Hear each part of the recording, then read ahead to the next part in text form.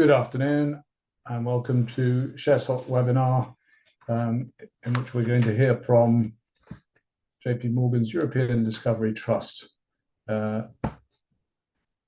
Investment Trust, and we're hearing today from Jack Featherby, who is a member of the investment team. Thank you very much for the introduction, Mark. Let me just share my screen.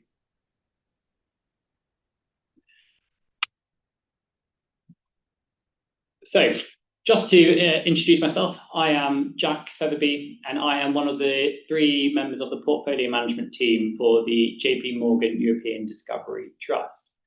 What is the European Discovery Trust? Well, we are a European small cap focused investment trust, and our goal is to invest in a portfolio of high conviction ideas in the small cap universe. And to us, small cap is measured under around 7 billion euros in size. So you might think of that as big, but that's how we categorize the universe. We are Europe ex UK, it's important to note, and the trust has roughly 600 million euros in assets. Being an investment trust, we like to take full advantage of the closed-ended nature of the trust, and we fully utilize gearing. So we can typically go from 20% cash to 20% geared. Gearing is a fantastic thing in growing in upwards marching markets.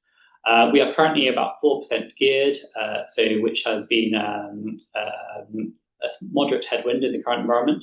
But you'll see in my coming slides that we're very, very positive in the outlook for both European small cap and Europe in general. And so we plan to remain geared going forward. I'm just going to draw your attention to the tagline at the top, the uncovering Europe's hidden gems. For us, this is really important. We find often within the small cap universe, many of the companies we are investing in are completely unheard of from many of our peers and the wider investing community.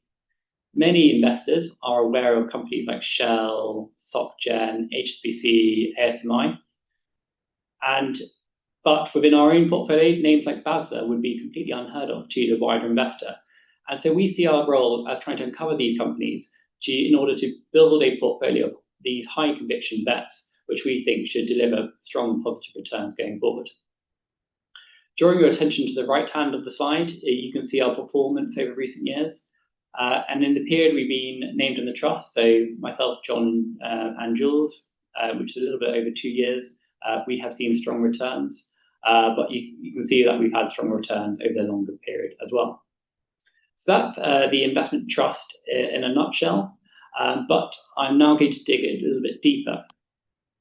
So rather unusually for a meeting, I like to start off talking about the macro, or why European small cap. And I do this because I think as an asset class, small caps are first of all driven by different fundamentals to the wider market. And these different fundamentals in particular make it highly appealing. So I'll touch on why European small cap to start off with. Then I will talk about why the JPMorgan European Discovery Trust is the perfect vehicle to access European small caps. So first and foremost, I love this chart. And the reason I love this chart is that I think it comes as a surprise to many people. Here, what we've done is we've taken the advent of the index. So in 1999, when the European MSCI European Small Cap Index started. And it comes as a surprise to many that small caps have actually outperformed most major global indices over the period, over their lifetime. And this includes market indices such as the S&P 500. And there's a very, very clear reason why, and that is growth. Over the long term, small caps grow faster than large caps. So to give you an example, the European Small Cap Index has outgrown the larger European peer by about 2% a year. If you take that 2% and you compound it over 25 years or so, you get about 60% higher cumulative growth. And that's what you're seeing on this chart here. And I'd like to draw your attention to the S&P, because in a world where everything is mega cap tech, it might be a surprise to many of you on the call that the MSCI European Small Cap Index has actually seen higher growth than the S&P over this period of time. So what you're doing by investing in European small caps, you're just investing in a fantastic asset class over the long term. But it's the next slide, I think, where things for you guys as investors or potential investors where things get interesting. So I'm going to actually put your eyes to the right-hand side of this chart, to the valuation ranges of large caps and small caps, US, Europe, and the UK. And what I think is very, very interesting is in a world where European and US large caps are trading at close to all-time high valuations, you can buy this superior asset class, this asset class which has outperformed over the long term. You can buy this asset class at a discount to its long-term valuations. And that is particularly interesting. And then on the left, you can see what's happened. You can see that valuations of small caps have come down over the last couple of years. And you'll note that on the right again, that small caps typically trade at a premium to large caps. So European small caps typically trade around 10%, 15% premium to large caps. Whereas you can see from those blue diamonds in the middle, that small caps are currently cheaper. And then why is this? Well, there are a few very clear reasons to why small caps have underperformed. First of all, small caps are seen as a risk-on asset class. Rightly or wrongly, because they're smaller business models, they're more exposed to sort of macro events. So things such as Ukrainian war, inflation, they've had an inverse impact. The second reason is down to interest rates. Small cap companies typically have higher exposure to bank debt. Bank debt is more floating rate linked. So when interest rates go up, small caps get adversely impacted. Or impacted more so than large caps, which typically issue bonds. And then the final thing, really just down to starting valuations, where they came up a little bit a couple of years ago. But herein lies the opportunity, because you have this fantastic asset class. So the previous slide where I showed you the price performance, you have this asset class which is currently trading at a discount to its long-term fundamentals. So fantastic asset class, discount to its long-term fundamentals. And then you have a catalyst. And this is really why I love to talk about this, the macro of why European small cap at the start, is because the catalysts are very clear and catalysts are here now. So first of all, I talked about inflation. Inflation is coming down. Big caveat, Iran war, let's see how it happens. But certainly inflation has come down from the highs of 2022. You have interest rates coming down as well. That is also a boom for small cap. But third, and I think most interestingly, is stimulus.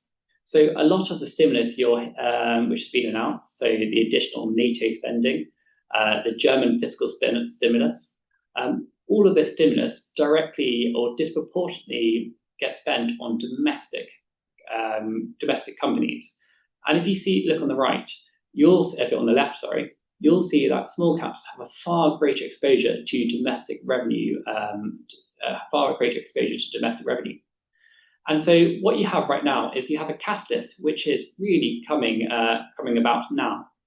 So you have a fantastic asset class. You have an asset class which is currently trading at a discount, and an asset class where the headwinds are quite clearly turning into tailwinds, and they have additional booster of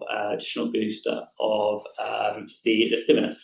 And that's why I think small caps are such a fantastic place to be at the moment. So that's great.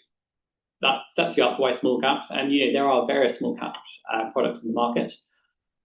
But I think the important thing is to talk about why the JPMorgan Discovery Trust and why this is the perfect vehicle to get access to those to the European small companies. And I think it all goes down to our investment philosophy. And our investment philosophy has been built over many decades. I think it's been going on before the early 2000s. And we've always tried to answer these few questions when investing. We are looking for high quality businesses with suitable management teams, businesses who invest for growth, businesses who target returns rather than destroying capital. We are looking for attractively valued businesses which are, say, trading at a discount to what their potential fundamentals should be. And then the third, and I think one of the most important questions, is what is the catalyst? Is the outlook improving for those companies? And so when we are making investments, we are trying to answer all three of these questions. Not every investment we invest in will tick, say, necessarily all three, but they might be very strong on two, which we think outweighs a third. And really, what we're trying to do is we are trying to build our investors, our investees, a super stock. So if you ever look at our portfolio will be higher quality than the benchmark. It'll be better valued than the benchmark and have more of a catalyst than the benchmark. So really, you're investing in a super stock, and with all those fantastic attributes. Now, at the start of this call, I did mention that we love to take advantage of the investment trust structure. The investment trust structure is such an amazing vehicle to be investing in as small caps. And I'll tell you why. The reason why the trust structure is so good for small caps is the asymmetry return potential in small caps is so astronomical. The most you could ever lose in a stock is 100%. And just warning you now, we never lose 100%. But the most you can gain is, the numbers you can see here, nearly 300 times for Fort Knox, nearly 200 times for Atos Software. And to give you a gauge of what that means in terms of, say, Fort Knox, you would have been returning higher in Fort Knox if you invested from IPO than you would have been investing in NVIDIA 10 years ago, say. And so the asymmetry of returns in small caps is huge. So why does the investment structure allow for us to target these? Well, because it's a closed-ended nature, because it's a closed-ended structure, it means that liquidity requirements, the daily cash flows you would see in open-ended funds, doesn't matter. So it means that we can go into those less liquid, smaller market cap companies, those companies where we see really sound long-term, really solid long-term fundamentals. We can invest in those companies and watch them grow over time. Really, this is where the discovery of the trust comes in, or the undiscovered gems I mentioned earlier. So we are trying to take advantage of the closed-in nature of the trust to target these companies to deliver outside returns. And this is something we've really tried to do over the last couple of years, and I think you can see it on our returns already. So what are these companies with outsized returns? Well, we like to put them down into two types. The first type is those which are benefiting from strong structural tech trends. So it could be digitalization, it could be decarbonisation, or the changing energy landscape of Europe, or it could just be healthcare innovation, where one company has a superior product which will allow it to grow 10, 15% a year for a decade or more. So that's one side of thing, and it matters in small caps, because when you have a small company, it tends to do one thing and one thing well. And so if it's doing that one thing well, and you can forecast the growth into the years going forward, you get that solid growth, you get those asymmetry of returns. And the second is M&A. When you're a small company, it's easier to add value by buying on little bolt-on acquisitions. And there are companies in the portfolio right now, such as Reply, who are highly acquisitive. And this has really driven their growth over the years. And you can currently buy a company like Reply, which is currently in the portfolio, for about 10 times PE, sitting on close to $1 billion in cash, and has this fantastic track record of value creation through M&A. And this is the sort of company we're looking for on that side of things. So to give you a sort of bit of a worked example of the company we're looking at, one of the names we have identified over the last couple of years, and you can see on the right, we first purchased our shares in March 2025, is Técnicas Reunidas. This is a company which has struggled over the last decade due to waxing and waning fortunes of the oil and gas industry. But things for them have changed. The huge investment which the world and Europe need to invest in sort of next-gen power generation is really driving this business, allowing them to enhance their margins.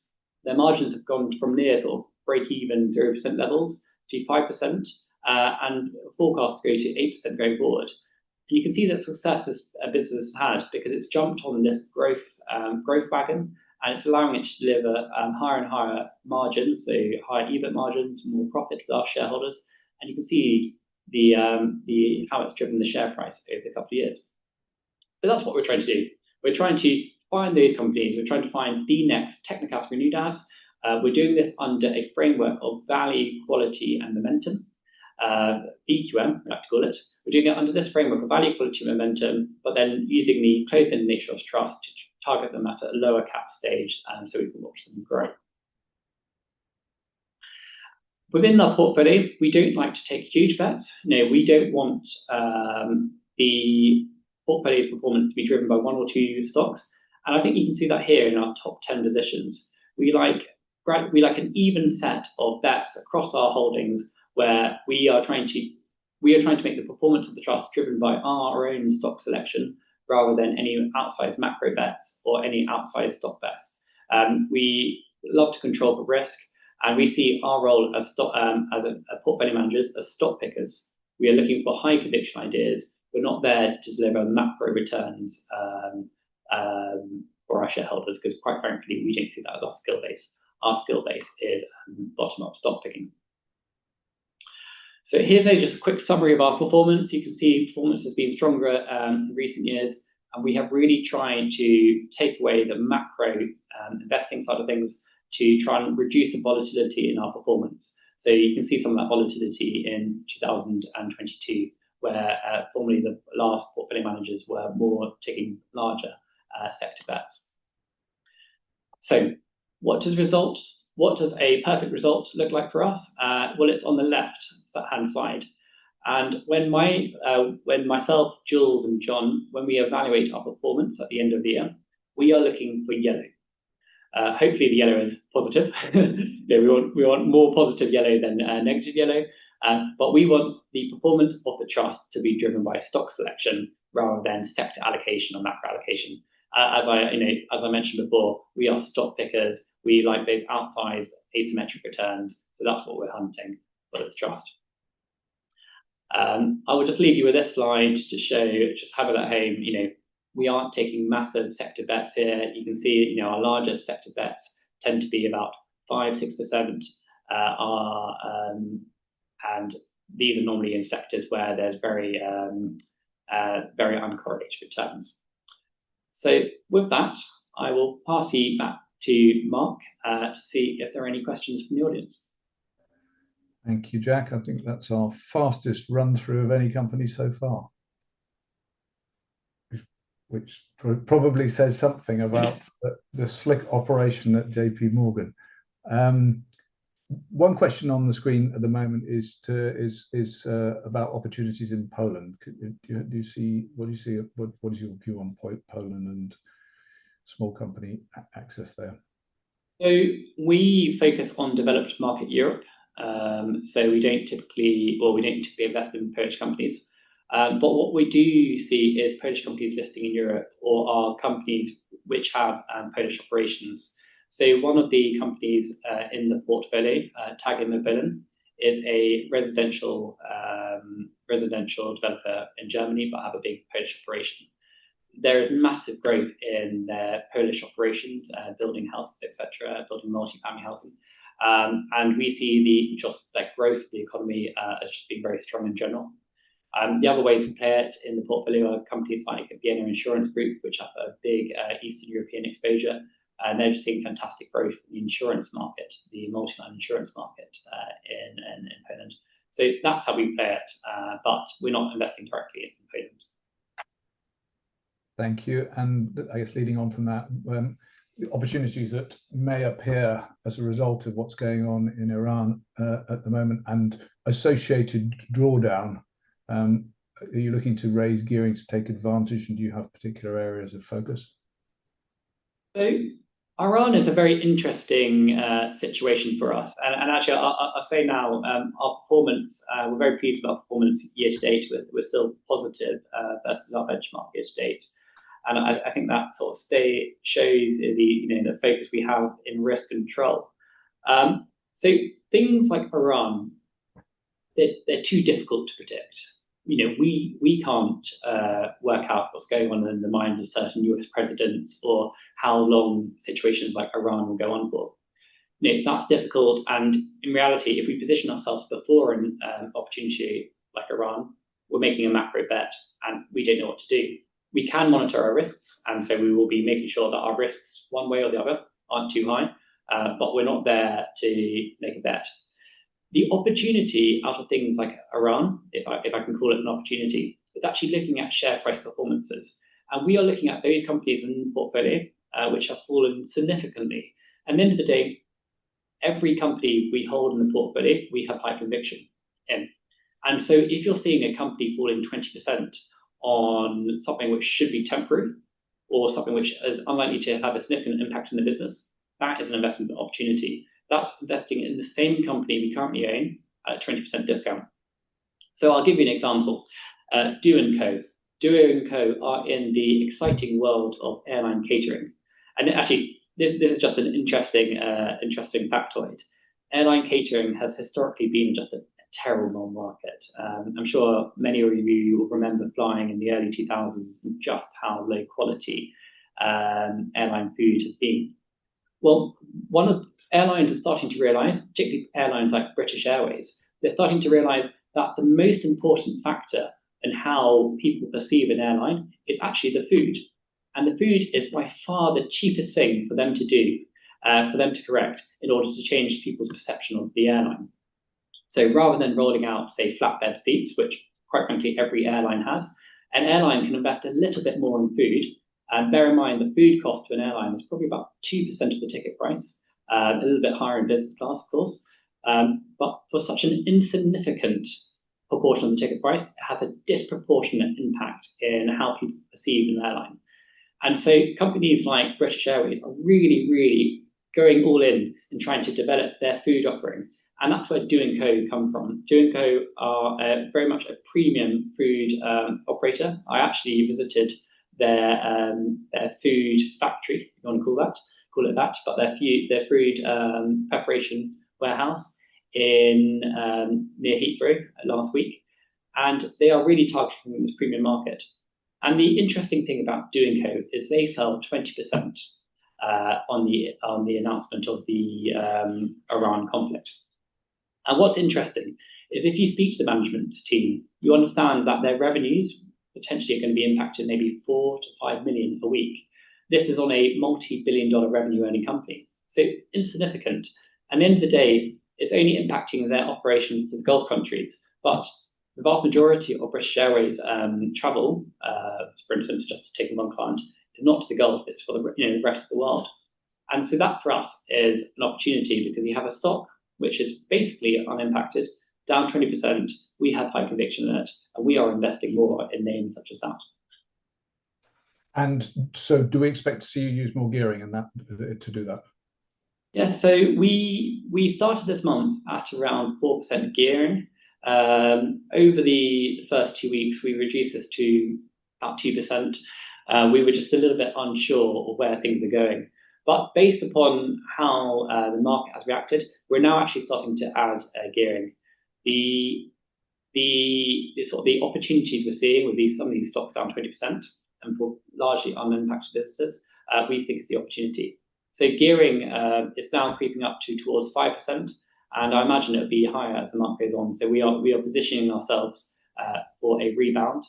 I will take a step back and say that's a bit of a macro call. We're not macro people, but our increase in gearing just is a reflection of our belief that some of these stocks are being unfairly penalised, and so we're choosing to add to the opportunities within these. Thank you. And there's a question saying just EPIC code, and I assume that means that the company you're talking about with the airline catering, do you have an identifier for it? I assume I know the Bloomberg ticker, so apologies, but it's DOC. Thank you. But it's Do Epistand, the and co. Okay, understood. Thank you. Question about low weighting in Sweden and Switzerland, given that there's a fair amount of innovation that goes on in those markets. So we really like the Swedish market, and historically we have been overweight Sweden. One of the issues within a lot of Swedish companies at the moment is they have a lot of US dollar exposure, and especially the SEK has been particularly weak. And so a lot of those companies are really struggling growth-wise because they have the headwind of foreign exchange impacting them. And then combine that with a lot of these companies in Sweden were just very expensive when they were coming into this current period of US dollar devaluation. There are a lot of very good high-quality companies in Sweden, and we want to be there. At the moment, we're just not there yet on both the valuation piece and the operational momentum piece. So you've got quality, valuation, they've come down, but they're still a little bit expensive. but the operational momentum piece, or are things improving? The FX rates in Sweden are just a bit too much of a headwind. But we would like to be more there. We would like to be we like to invest in Sweden, and I think that will come down. Switzerland is a different market, and I think always a very interesting market. Compared to the rest of Europe, it's just very expensive. You can often find the same company with better financial metrics in outside of Switzerland than you can in Switzerland, where it's say twice the valuation or 3 times the valuation. So to give you an example from a few years ago, there was an Italian multi-line insurer called Unipol Gruppo. Unipol Gruppo used to, and we own this in the portfolio, Unipol Gruppo used to trade at a 10 to 12% dividend yield, whereas the same company, a similar company in Switzerland, Bauer, or another one called Helvetia, used to offer you a 3% dividend. So for us, the value side of things just doesn't exist in the Swiss market. There are reasons why Switzerland is structurally higher or structurally more expensive, but for us, that's a negative. We would rather take, say, shareholder returns from Italy than we would, relative safety in places like Switzerland. We do acknowledge the underweight Switzerland, the 7.8% at the moment, and we do monitor it, but we don't see many opportunities in that market. Thank you. A couple of questions on sectors. One is AI, which is front of mind at the moment, whether or not there is a sort of an underlying style bet towards or away from AI at the moment. And the other is mining stocks, which looking at the structural shortages that may be occurring at the moment and what that's doing on mining stocks. Yeah, so I find the AI. So I think so. I'm going to answer the AI question first. I'll split into 2. I find the AI question very, very interesting because our performance over the last 2 years, so these numbers you see here, have actually been from investing in old economy stocks. That might be, you might find that surprising because given what you hear in these like astronomical performance of some of these AI companies. The difference is if you looked at the old economy stocks, the hard economy stocks over the last couple of years, a lot of these companies were on unbelievably cheap multiples to start off with, and a very low margin. And following the stimulus from things like the German stimulus or the sort of resurgence in construction in places like Europe, a lot of these companies have seen their margins go from, say, 2% to 10%, and their multiples double or triple. So to give you an example of something we own in the portfolio, which is Bilfinger.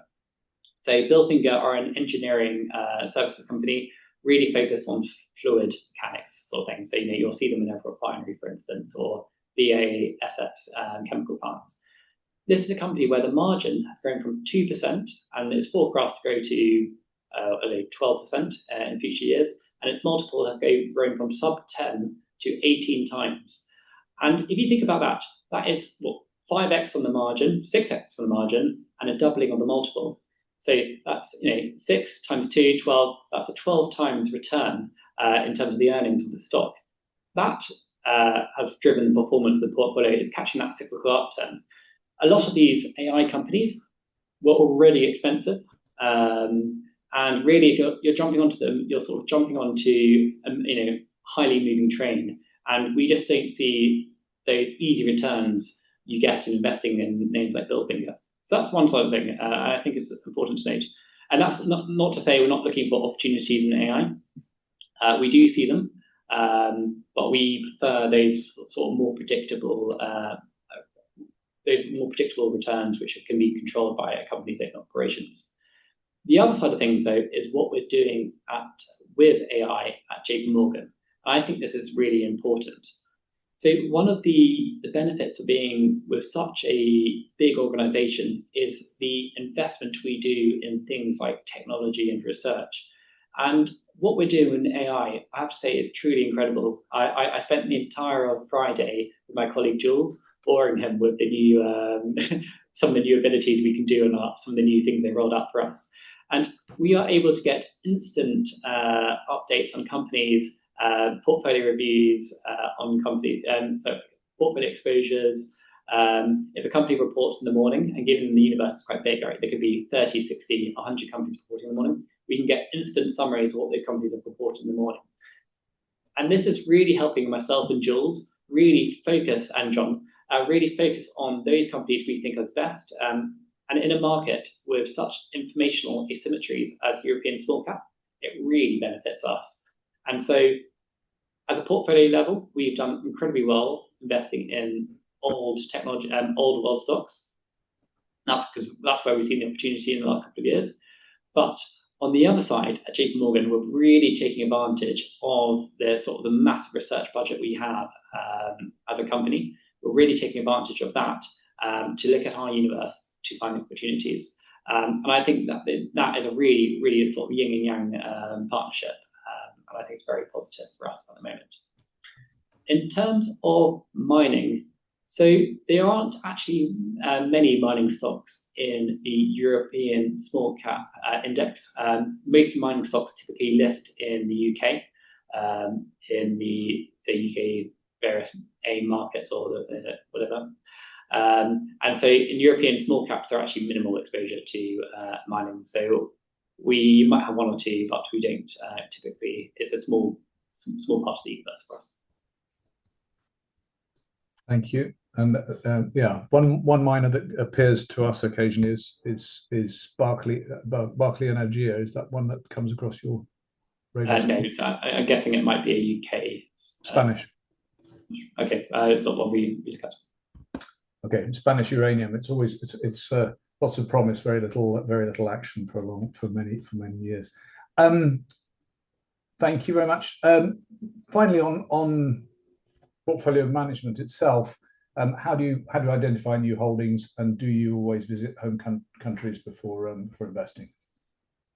So I talk about company management meetings. So the three of us and the wider team spend a lot of our time focused on management meetings, and that's actually one thing which is slightly changing with the advent of AI.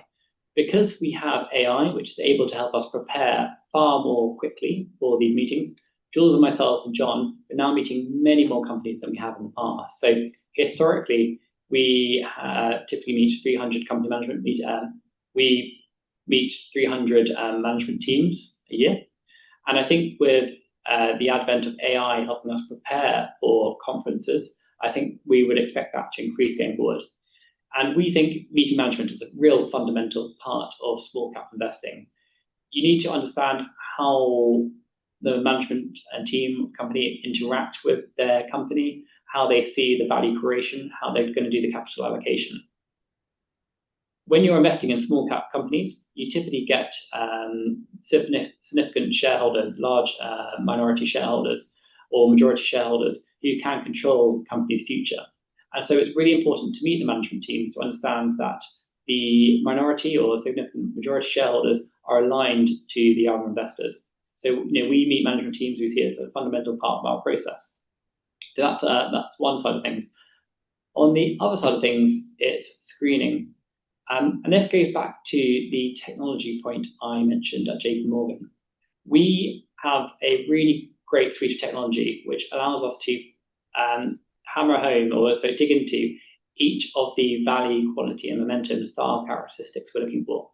So every company in our universe, so this is benchmark and wider universe, so this is 1,500 companies, and it goes to towards the very micro cap side of things. We have data on every company which is telling us how attractive it is on various metrics.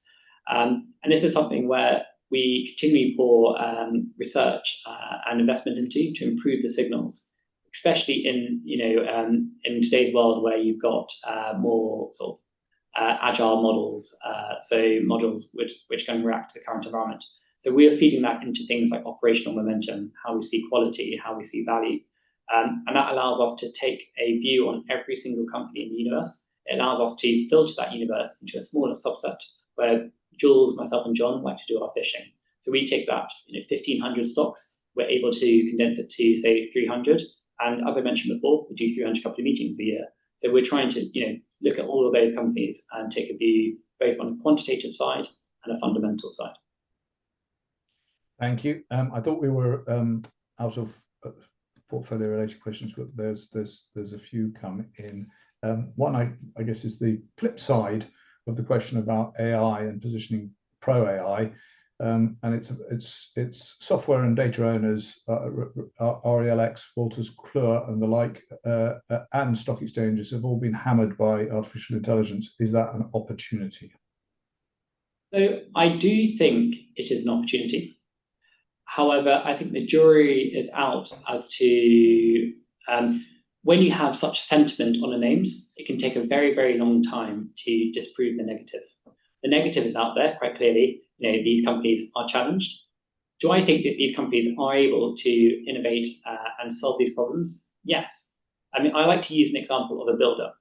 So we've, unfortunately, no, I joke, but we've recently had some building work in our house, and we had a generalist builder who could have done everything. He could have done the electrics, he could have done the plumbing, he could have done the plastering. But your builder doesn't do that. Your builder will outsource to a plasterer. He will outsource to a painter. He will outsource to a plumber. And I like to think of your builder as your original generative AI, not generative AI, your sort of intelligent AI. They could do it all themselves, but they know that passing it down to the various specialities is more effective, because a speciality they develop and they can focus on that speciality. And I think that's exactly what's going to happen with these software companies.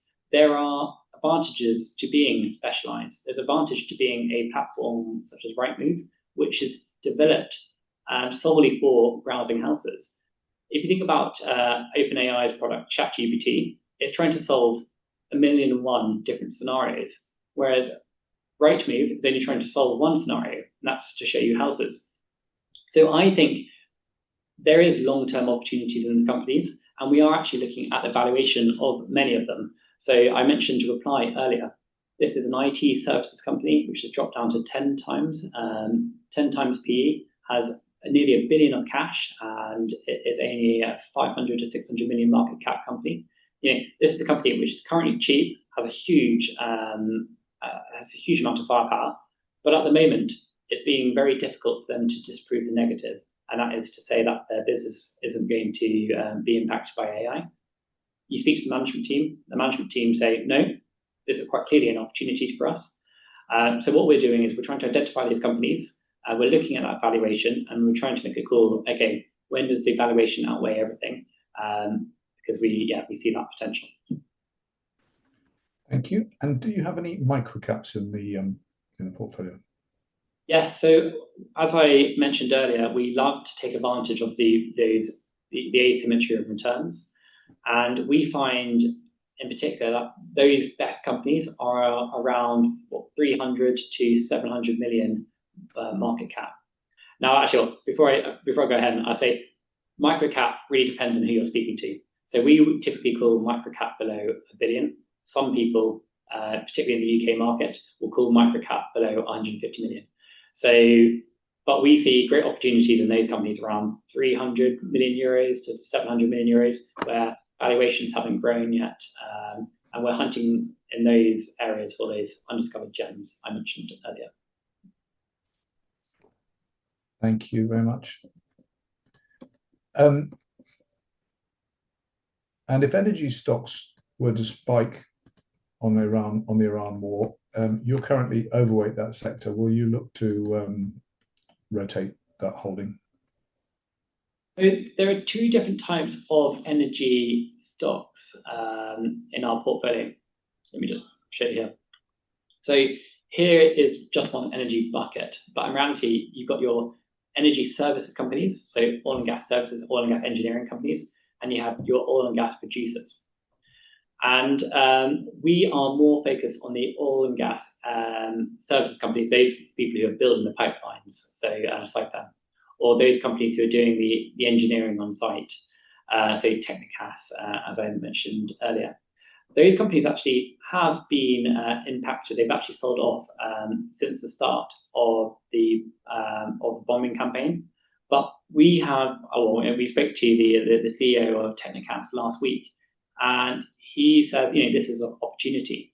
Following things like this, and following the threat from Iran, many of these companies or many of these countries now will be investing in things like underground pipelines, putting a pipeline in from the UAE to another part of the peninsula to avoid the strait.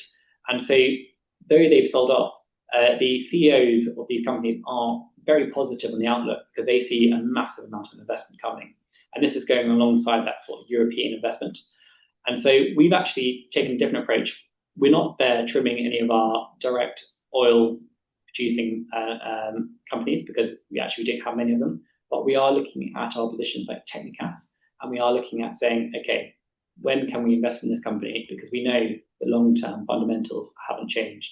Yes, it might have a weak quarter, but we're not here for the quarter. We're long-term investors. We're looking for 1 year, 3 year, 5 year out, and we see that potential in those names, and we're choosing to add at the moment, or adding cautiously till we have a bit more visibility. Thank you. Moving to the sort of process side of things, how do you and Jules and John balance responsibilities between yourselves, but also what analyst resources do you have at your disposition? And a sort of side question to that is, how much autonomy do you have? You are asset managers or a portfolio. There's also a board sitting there, and there's also obviously a very strong house sitting behind you. So how does that all slot together? So I'll talk first about how myself, Jules, and John work together. Well, the thing about small cap is, as I mentioned before, is there's such an information asymmetry. There are many companies, over 1,000 companies, and you're not going to know them all, and you're not going to, at least not know them all in detail. And so it really does pay for individuals to go do their work in certain companies, certain sectors, etc. And we've often found that if one person identifies an opportunity, it's typically a very good opportunity, as in because it may be overlooked or something like that. And so with myself, Jules, and John, if someone finds an opportunity, we're very, very willing to put it in the portfolio. Where we take more review is, as I showed you before, is actually the shape of the portfolio. So it might be that I've discovered a new company, let's call it Azimut, which is an asset manager, where we will say is, okay, we will look at the company and say, okay, rather than being a 2% position, let's make it a 1% position or a 50% position. That's how myself, Jules, and John work together, because we see the value in someone having done the work and identifying the opportunity. And then based on that, we will look, as three of us portfolio managers, we will take a top-down view on the portfolio to say, okay, are there certain risks we want to reduce? Are there certain macro exposures we want? And so that's how we do it. And the way we work with our board, we have a very positive relationship with the board. The board really want to get the best out of us. So it might be little things such as really utilising the closed-end nature of the trust more, so investing in those less liquid positions. That's a discussion we've had with the board, and we have their full support of trying to capture those asymmetric returns. With the wider research team, within Europe, we have research analysts covering most sectors, and we often do go to them for those to understand opportunities. At the end of the day, if you spend your day analysing the real estate sector, you'll have, yes, a very good idea on the bigger stocks, but you might have heard interesting opportunities on the lower end. And so we find our sector experts a real opportunity source for our investment. So what would happen with them is we would take an idea from the wider JPMorgan pool. Myself, Jules, and John would take a look at it, dig into it deeper, maybe meet management, and potentially put it in the portfolio if we like. Remember, we're all operating under the lens of this value, quality, and momentum structure. So as long as our portfolio is answering those at the top level, we're typically pretty happy. Super, thank you. And the mandate is listed stocks only. Is there no temptation to include the ability at least to move into unlisted? It is something we have discussed, and there have, I think, in the past been trusts certainly who have done it. But we don't like that. It really makes you dependent on what the IPO cycle is going to be. It potentially takes up the capital of the trust and prevents you from looking at different opportunities as they come up. So we don't invest in private companies, and we just focus on our opportunity set, but taking advantage of the sort of liquidity premium that the investment trust offers. Super, thank you. Your performance, you mentioned that the premium for small caps or European small caps has come down at a time when the fund's performance has improved relative to the index. That, I presume, is just a result of excellent stock picking. Is that the case? Yes, it would be stock picking. It's not that we've sat on, say, large cap companies and the small cap companies underperformed. That's not the case. It's more the fact that we've identified various trends. So we had invested in, say, a defense company, a company which manufactures some of the explosive powder for defense, called Alchem, which is actually mentioned on this slide here. We identified positive trends in that early on, and so we benefited it as the share price grew. So, long story short, our performance has been over the last couple of years been driven by stock selection rather than what the benchmark valuation has done. Thank you. Just my ignorance possibly, but on slide 10, you've got the 3 portfolio managers, and I'm not sorry, you're on a different. Sorry, you have a introduction to the trust. I have a different numbering to you. I know. Yeah, there you go. Underneath the top 2 names, there's asterisk X 12.8, which I presume is an experience thing, but I'm not sure what it means, and I'm not sure what the asterisk is pointing to. So the 12.8, it would take me as an example. I've had 12 years of industry experience, 8 of which have been at JPMorgan. Okay. So you'll see John, almost a lifer. He's been here for 26 years in the industry for 26 years, and 26 of them have been at JPMorgan. This is one thing we're particularly proud of within our group in JPMorgan. We have very, very long tenured investors. I think, and so because of that, we're very used to our investment process. We know how it works. We know how to take advantage of it. And so that's one thing we like to emphasize. The asterisk relates to when myself and Jules took over the trust. Myself and Jules were named, and actually John, I don't know whether John asterisk has gone, but myself, Jules, and John were named on the trust early, or 2 years ago. So it's 2-year anniversary is around about now. And that's just highlighting that. But prior to working on the trust, we were within the European small cap team. So that 8 there, my entire 8 years of JPMorgan have been spent in the European small cap team. And Jules, 8 of those 9 years have been spent in the European small cap team. Super, thank you. Okay, the best till last. I think Saba Capital has 14% holding. Is that correct? Saba Capital, I believe, used to have 14. I'm not sure where they are now, but I'm not sure.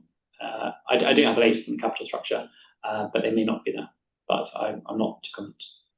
Okay, you're not allowed to comment, or I don't know. Is the truth answer? Okay, but I mean the activities of Saba Capital, does that affect you as a investment team, or is that primarily something that the board is focused on? That's a question for the board. As I said before, me, Jules, and John, I mean, our time is better spent meeting management teams and looking at companies. We don't really focus on things like that, if I'm honest. Okay, fair enough. I think that brings us to the end of our questions. There's one more comment on the Q&A which says, "Thank you, a great webinar, very encouraging, and I would just like to congratulate you on the recent performance, which is excellent. And thank you very much for your presentation today."